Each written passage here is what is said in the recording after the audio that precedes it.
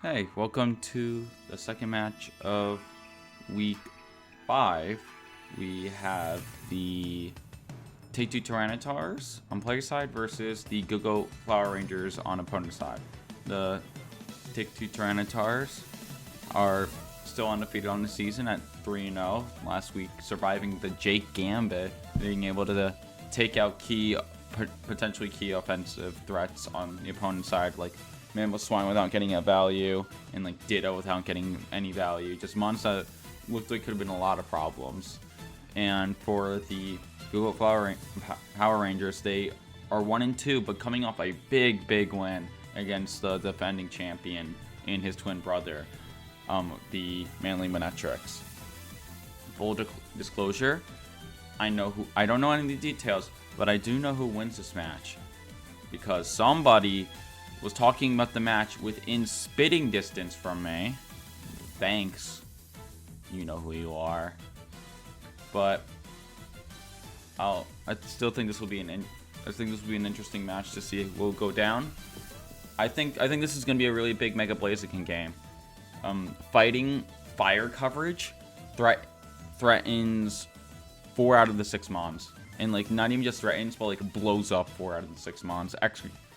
Excadrill definitely dies to fire or fighting move. Tyranitar is quad weak to fighting. Fortress is quad weak to fire. Celebi is weak to fire. And with the speed boost ability, if you can stay on the field for long enough, it can even outrun like the Sand Rush one at Excadrill. If you can like stall out or like make on the Excadrill uncomfortable and like stall out and like with protections thing and stuff like that. So something like this one's Mesprit, right? Something like Mesprit, when the few mons that can Mesprit and Garchomp are going to be very important to keeping those healthy enough to where because both these mons can threaten to OHKO with stab moves and are not weak to either fire or fighting. So that's going to be pretty huge. And let's see, something like I think Hydreigon's also going to be a pretty decent mon here. It threatens 2 of the mons super effectively. It's just not a lot with stab moves. Well, I guess 3 with Garchomp, but you're slower than that. But the benefit of it is that it's immune to Earthquake while not being weak to Rock Slide. I think that's like a pretty good thing to have. And now for the other side, I think this is gonna be a pretty good game for Garchomp. I think the ability Rough Skin can actually provide some decent chip here. You got to be worried about Suicune Ice Beam, and Gogoat can like take ground types fairly well, but you still have Dragon Stab to hit that neutral A.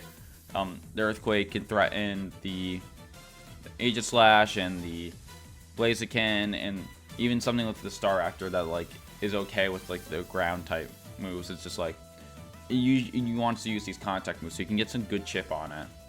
So I don't want to keep Blaziken out. I don't want to send Blaziken out first. I think it's too important to keep safe. So I would just try to find like something that's just kind of neutral. I think leading, I kind of like a Suicune lead. I don't mind that. Just I feel like it doesn't have any disaster matchups. Celebi's not great, but it's not bad.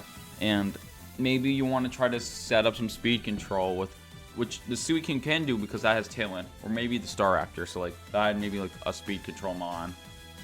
And for the Take 2 Tyranitars, I like leading a Mesprit here, just in case of the Blaziken lead, and just like something that covers for Mesprit.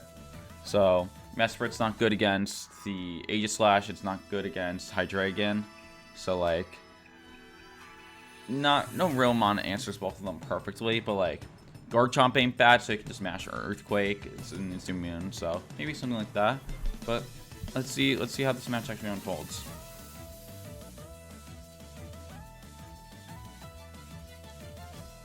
Am I God? These are literally the exact 4 mons that I brought up for the leads. And I think this is a pretty big advantage with the leads that I suggested. that I thought both my thought process is. I think this is a much better lead for the Gogoat Power Rangers. I don't know. I'm not sure. Staraptor is Intimidate, so that makes me less inclined to think it's some sort of choice item. But it can, if it is a choice item, it can like Choice Scarf U-turn and do good damage to the Uxie, and or you can like, there's so much stuff that can do. Like the Ice Beam threatens to Oko the Garchomp. You can, maybe you are Choice Scarf and you Choice Scarf Tailwind into Ice Beam, and you get a surprise Oko before the Garchomp can even do anything. And Mesprit gets very good coverage moves, so that's something worried about. But like Psychic Stab, not that it's only really okay against Blaziken, but like it's got to do some of this utility coverage moves to start threatening these mons. So Ice Beaming the Garchomp slot. Let's see. You look at it and you see that the only thing that can switch into that fairly well would be like the Fortress switches into that very well. And the other mon is like Tyranitar, but switching in Tyranitar is kind of dicey when Staraptor has close combat, and I would be very surprised if this Staraptor is running close combat. So like that's kind of rough. So maybe you want to protect the Garchomp, or maybe you just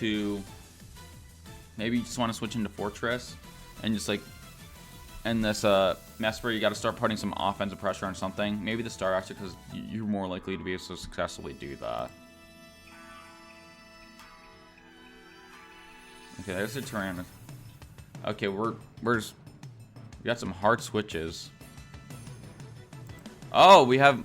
Okay, Mesprit does in fact get Trick Room. You don't really.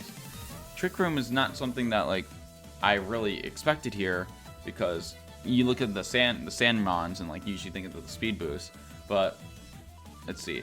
The Scald is I actually don't mind the Scald at all here. It's a good mid ground play.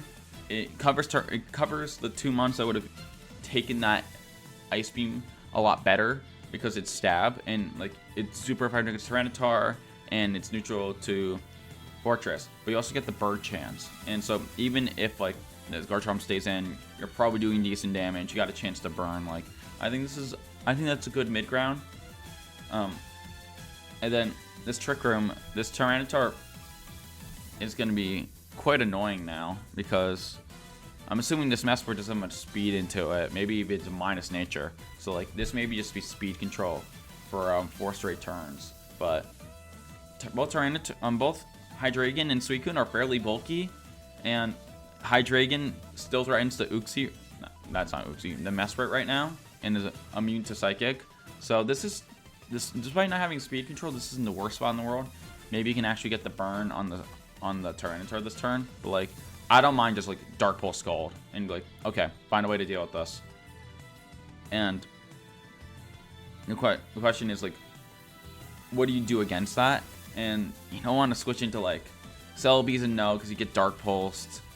Suicune doesn't feel, Extra doesn't feel great either. Like, the only real mon I can see you being able to switch into is Fortress. Like, I think that's the like only switch that like doesn't seem too dicey, because it's slow and it eats like the stab moves kind of at least okay.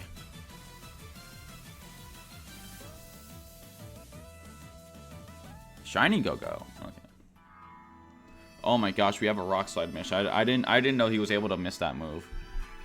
Yeah, and this is some about me talking about some of that coverage moves of earlier, where like you're gonna have to make good use of these coverage moves. Mesprit, that still did a decent amount of damage. Gogoat, I think, is like not bad, not terrible defensively. So the protect on the Suicune, I get it. Like, I think it's a pretty important mon to keep healthy, but I kind of want to start like whittling away at these mons. Just like giving yourself another chance to burn, I think is just really big here. And just like, and man, that's Scald on turn 1 to 25. Is this a Soulfest T-Tar, or is Tyranitar actually just that bulky? And yeah, I don't know, but yeah, this Gogoat is potentially slower than the Mesprit. It's really hard to tell, because you know the Mesprit's is baseline faster. But if you have Trick Room on, and maybe again, like I said, you intentionally make it slower. But you can like try start doubling the Tyranitar. If he knows the calcs on the on how much a Scald is supposed to do, maybe he can figure out that what item maybe it actually is a Soul Fest, and so you can like double it and just like maybe not get a KO, but like get close to KOing this with double super effective moves, and like you can do enough damage to maybe even survive an Ice Beam or something like that. This Mesprit, I think you just Ice Beam Gogoat, and this Tyranitar, if you are a Soul Fest, I probably switch into Fortress here. I think that eats the double the best. You just get speed control with that. You can threaten Gogoat. And I think that's a pretty good play.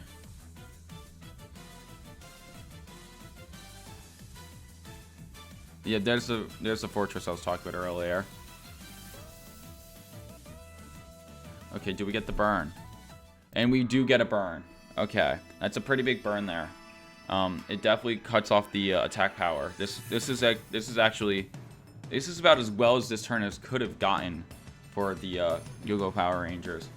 The double was he might have just called out I think this was just like the perfect play here. It calls out the switch. It calls out the Ice Beam. Like this is just predicts it. Knows that you can its potential threat into a double, so you can keep the Gogoat safe for another turn, and so that was a really well played turn. Now the question is, I wonder what this the other moves on this Gogo are. Probably some Grass Stab. Gogo gets some self healing. It's got like, is it Milk Drink? It's got something like that. But yeah. I'm not scared of this Fortress now that it's burned. It may get some hazard stuff. That would be my guess on like one of its moves are. But like, I want to start attacking this Mesprit here, especially because it doesn't seem like adamant of staying alive. Unless you really think this Gogo is really valuable, and like you may want to switch it out. But I think it's slow enough and gonna be slow for most of the game. Where like this is probably the best you're gonna get from Gogo.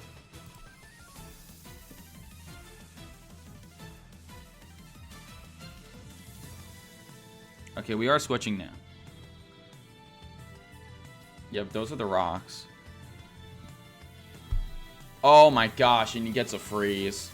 Okay, you know, I thought for a second that like luck was starting to catch up to the Take 2 Tyranitars with a miss and then a burn on one of two skulls, which is a coin flip chance, by the way, so it's not even that crazy. But nope, there's the luck again.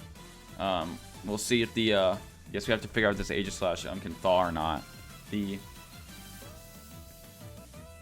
good news is that Aegis Slash is in a really safe spot right now. The Aegis Slash Witchin definitely has a lot of merit to it.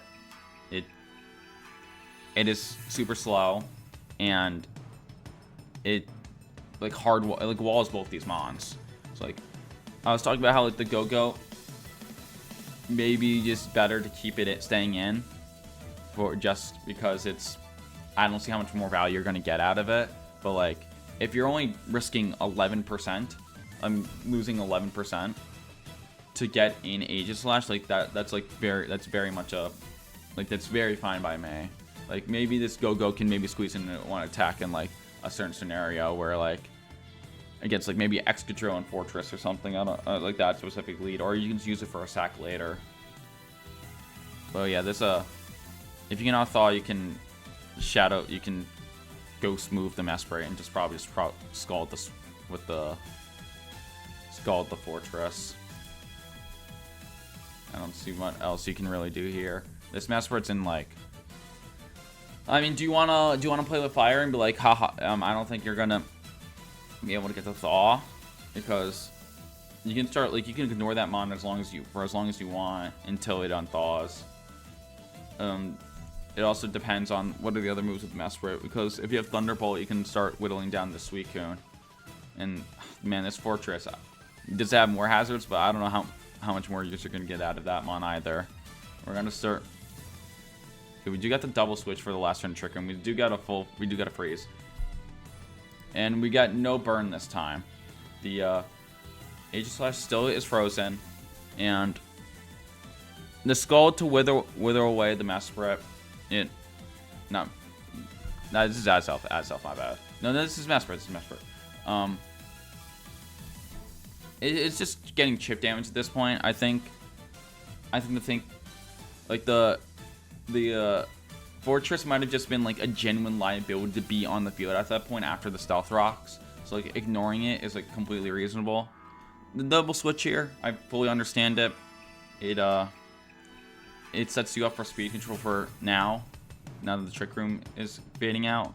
You got the switching into Garchomp is a little dicey because surely the Suicune has Ice Beam, right? Like that has to be one of the moves it has. So like these are two like dicey switches where at the Aegislash on Thaws you can get like Shadow, you can get hit by a Ghost type move and the Celebi cries, and then Suicune can like live the onslaught, which it probably can. The Ice Beam will make the Garchomp cry. So this is a very precarious situation for both players. Another freeze. That Jargon is not going to do like anything. Okay, and there is the Ice Beam that I was alluding to. So what this Garchomp did is that it sacrificed itself to get 15% on Aegislash and just give Celebi a free turn to Nasty Plot. Is that worth it? I'm not sure. That's a good question. Just like how much more usage does Garchomp add? It was one of your best answers to Blaziken that is still in the back and fully healthy. So, and this Mesprit is taking some decent chip. So if you can get a bit more chip on the Mesprit, and you can get a couple speed boosts on you, then like this Blaziken is starting to threaten just to sweep the entire team. So that's something he's got to be careful about. But the +2 Celebi can very much alleviate that. The Excadrill is still probably faster than both these mons. You can Earthquake. You just double attack here and be like, hey, deal with it. What would be like you can like Horn Drill, Giga Drain or whatever, and like Hydreigon would be a pretty good switch in. That is true. Hydreigon would be like the best possible switch in there. It's immune to Earthquake. It eats grass type moves, and like none of the coverage does too much to it. So that would be the main problem for that. But you can also continue to ignore this Aegislash if you want to. Like if you feel like it's not gonna unfreeze, or like if you don't. So like you can like Giga Drain. You can like double the Suicune spot with like Giga Drain Iron Head, and like that's a good mid ground where like you do enough. You do like a decent amount of damage, including with the Stealth Rock and just a +2. Anything is still gonna hurt, even if it's resisted. And like an Excadrill just hits so hard that like that you can set up to kill it later. Okay, we are gonna protect here, and it's still another freeze. And that Drill Run, yep. Good. So this is it's obviously a daring game to play to ignoring a mon that can threaten to probably OHKO you. But like that Aegislash was being a genuine liability there. So like I actually this protect and just try to attack with the Aegislash, I'm like completely fine with. I think this is actually a really good play because the Aegislash was being a genuine liability there, and it keeps the Suicune safe. And now you gotta clean player bait into whatever you want. Maybe it's Staraptor. This if it's Choice Scarf Staraptor, you can just U-turn, or like you're also technically speed tied if you're both max speed or whatever. But like you can U-turn and just try to OHKO the Celebi, and like even the Celebi switches, you can pivot into whatever you want, and then like Skull the Excadrill, get a chance to burn. If maybe not OHKO, depending on the EVs, but like do some really good damage to it. So if you're Choice Scarf Staraptor, this would be a good time to send it out now. Okay, this Excadrill is Life Orb, so you don't have to worry about Focus Sash, and that's some good extra chip that you get that maybe Skull will OHKO now. And here's the Staraptor. Good switch in. I really like if you're just like U-turn Scald. there's not much he can really do about that, from what I can see. And I don't think there's like any crazy move that can really shows that I can think of to like get him out of like this sort of like bind. Like he can like switch into something like I said earlier, but like maybe like Fortress or something. But Fortress is like a genuine liability to have on the field. Switching into Tyranitar isn't great either. It's like super effective, and that's gonna do some good damage. The Mesprit's just gonna get KO'd. Oh, not KO'd, but like get close to KO'd. So like this is a really tight spot. You can like, if there's a mon that you think is more valuable, you can protect one and just try to sack the other. And he's got no water resist to switch into. So Scold is also really safe here. But like you also get the Intimidate down for the extra drill, which is nice. But maybe you switch into Fortress here. Maybe you just switch into something with this Fortress and just like try to sack it off over like a turn or two. Like I don't know if you can do that, but like this Fortress is definitely your worst mon on the team still. Okay, we do have this that U-turn. Okay, it does live despite being quad super effective. Selby is a very bulky mon. And in the +2 Giga Drain, the Suicune just does not care, and it lives. But this Celebi's gonna get so much health back. And there's no burn this time. Okay. So that, you know, considering that was kind of about the best case scenario could have gotten. The no burn. You got, you know, the Suicune living is honestly might be a detriment for the Gogoat right here, because now the Suicune is just like kind of there to just raw. You can just protect this turn with the you can protect this turn with a Hydreigon and just try to let the Suicune die. That's like not, that's a play you can do. This Garchomp, this Hydreigon is in a very good spot though. You can threaten to Dark Pulse and either of these two mons and super KO them. Gotta worry about the Hydreigon is also faster than the Mesprit, which is like another good thing. So like you can Dark Pulse this before you even can get off the Ice Beam, because Ice Beam would still hit fairly hard here. So maybe honestly, I think the Suicune isn't doing much for the Gogoats anymore. I would start just. I think you could ignore it for a little bit. I don't think the Ice Beam is doing enough to Celebi for you to care. The Scald is only doing 20-something%. Not necessarily say you just double attack the Hydreigon, but I will say I think all your attacks that are happening should go to the Hydreigon, and like just ignore the Suicune at this point. Okay, we have the Draco Meteor. I really don't. That seemed like a bit of overkill, to be honest. Maybe he doesn't have Dark Pulse on this mon. I don't know. But he also risks the chance of missing. Maybe you're trying to catch in a switch, but like, I guess that's possible. Try to catch in like Tyranitar switch in, but we'll see. I'll see how much more mileage this Hydreigon gets. And this I don't know if this was like trying to sack the Mesprit here, but what happened that turn is just you just lost a mon. You did able to lower half a mon special attack, and another thing is that because you lowered the Hydreigon special attacks lowered, it's like can't really throw in with Dark Pulse anymore. So I kind of want to switch it back out. I want to switch this Hydreigon back out. And like, I mean, we'll see what switch in is actually here. Okay, we have the Tyranitar. Okay. So I would let the Suicune just die here. I think that's your best play here. I don't think the Suicune has much value anymore. Just, you know, try to scold the Tyranitar, get some chip in. And I'd switch in this Hydreigon for something. You can try to double sack here. I was talking like Gogoat earlier that I was talking about how it doesn't have. You can like try to sack both, Or you can try to switch into Staraptor to try to like get a close combat or U-turn on. But I don't think you need to do that right now. I think you're in a pretty good spot here with these exact 2 mons out.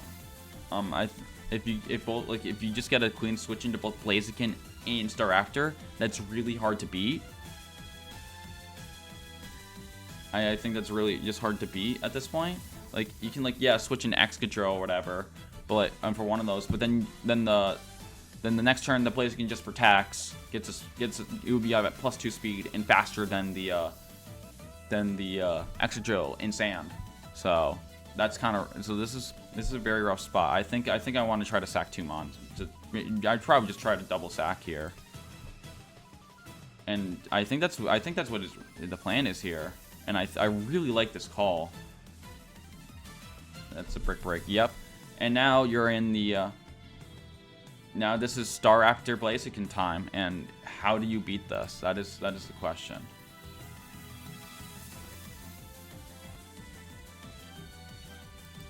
The Staraptor is taking a lot of chip here. Now I need to figure out how much. I mean, you don't even have to U-turn. You can just Brave Bird, assuming you have Brave Bird. Let's see how much did that U-turn do? I want to figure. It did 81, so you do not. So U-turn does not KO, and you also probably don't even want to U-turn here because you're doing so much rock chip to yourself. So like this is just you can just like close combat, Brave Bird, and I think that's I don't see a reason why not to really do that at this point. And you can like try to sacrifice the fortress at this point, right? I don't even know if that does anything at this point. And try to like get a protect right and be able to. I don't know. This Blaziken's at full. This Blaziken I was talking about earlier may just sweep the game like I was talking about. Also, your Tyranitar's weaker now. There's the Brave Bird. That's gonna be KO, and that's the low kick. Yep. Okay. That's not even close combat. So like now this game's like. Now this really seems over. I don't see how you can really come back from this. Blaze can just protect to make sure it's faster. The Staraptor can do whatever it wants. And then next turn you in this fortress at burn just isn't gonna put on it. It doesn't even put much offensive pressure when it's not burned. So if it is burned, like it's not. Oh, I wouldn't do. Okay, we're really just. I wouldn't have done that because the Staraptor is Staraptor switches in again, it dies. So that may be like one of the only ways. I don't think it's actually a big deal because I mean if the Excadrill farms like a bunch of protects in a row, like it can matter, but yeah.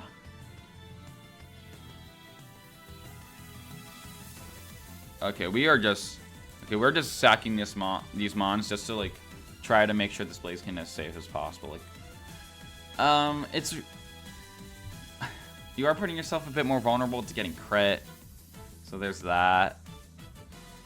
I think like if you just tried to like, I don't know, I don't know Dark Pulse KO's Fortress to be honest. If you have it, I don't know that it's supposed to evoke that much, but low kick will get KO.